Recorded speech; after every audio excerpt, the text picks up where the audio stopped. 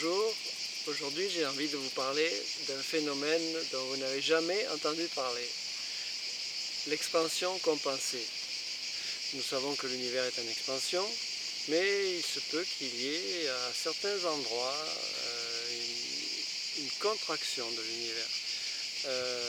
Non pas que les galaxies se rapprochent, mais il y a certains endroits où carrément l'espace pourrait bien disparaître de l'univers. Et ce que nous percevons comme l'expansion de l'univers serait en fait la résultante de ces deux phénomènes, expansion plus contraction locale. Mais pour expliquer ce phénomène, il faut d'abord revenir à quelques bases de la physique. Qu'est-ce qui fait la différence entre la matière et l'énergie? C'est uniquement le principe d'exclusion qui dit que deux particules de matière ne peuvent pas occuper un même endroit au même moment. On peut accumuler de l'énergie autant qu'on veut au même endroit au même moment, mais pas la matière. C'est le fait de ne pas pouvoir occuper le même endroit au même moment qui crée la notion d'espace et de temps.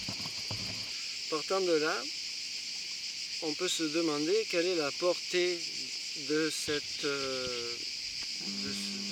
phénomène. Est-ce qu'il n'existe pas une limite au-delà de laquelle la matière n'a plus d'influence pour créer l'espace et le temps?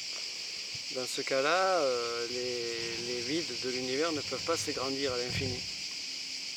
Donc il est possible qu'au niveau des grands vides de l'univers, parce qu'il y a des vides immenses dans l'univers, le plus grand connu est le trou du Bouvier, 300 millions d'années-lumière de vide. Il est possible qu'au centre de ces grands vides, l'espace ne puisse plus être déterminé. L'espace est trop loin de toute matière pour être déterminé. Donc qu'est-ce qui pourrait se passer à ce moment-là? Eh bien, tout simplement, il disparaît. Il disparaît au centre de ces grands vides. C'est un peu l'équivalent d'une contraction de l'univers, une contraction locale.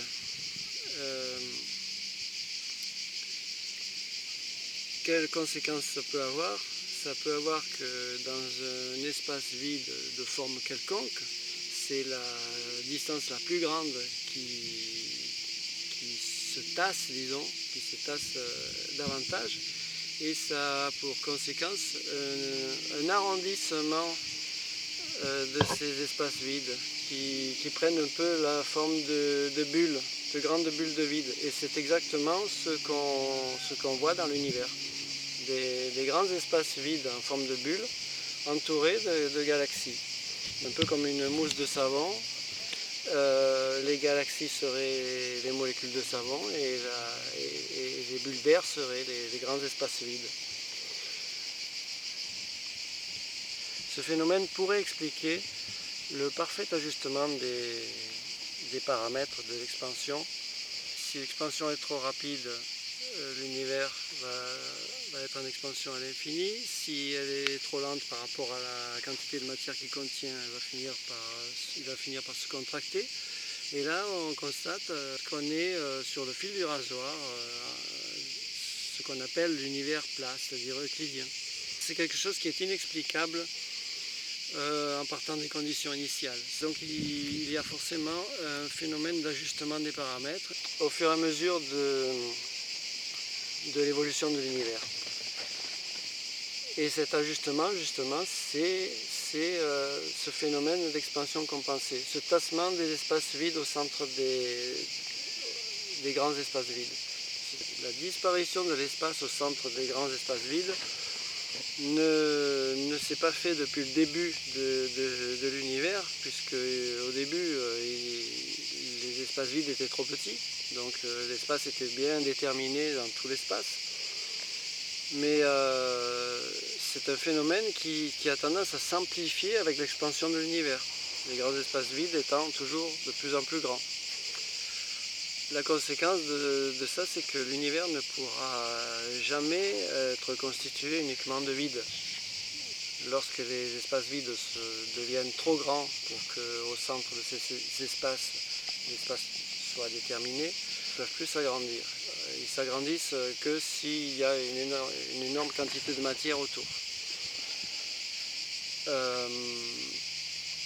Ce qui va empêcher l'expansion de se poursuivre à l'infini.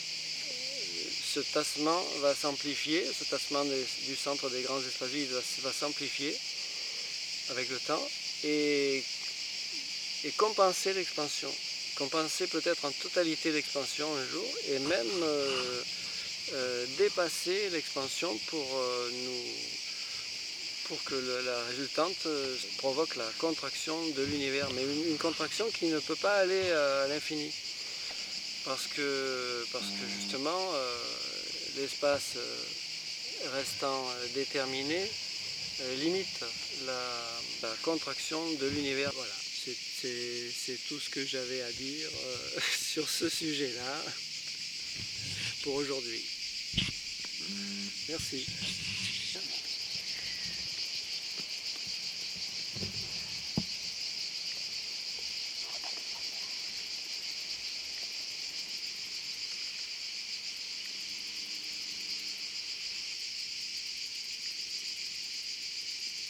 Et oui, je suis sorti d'une eau à 28 degrés pour pouvoir faire cette vidéo. Et j'ai hâte d'y retourner.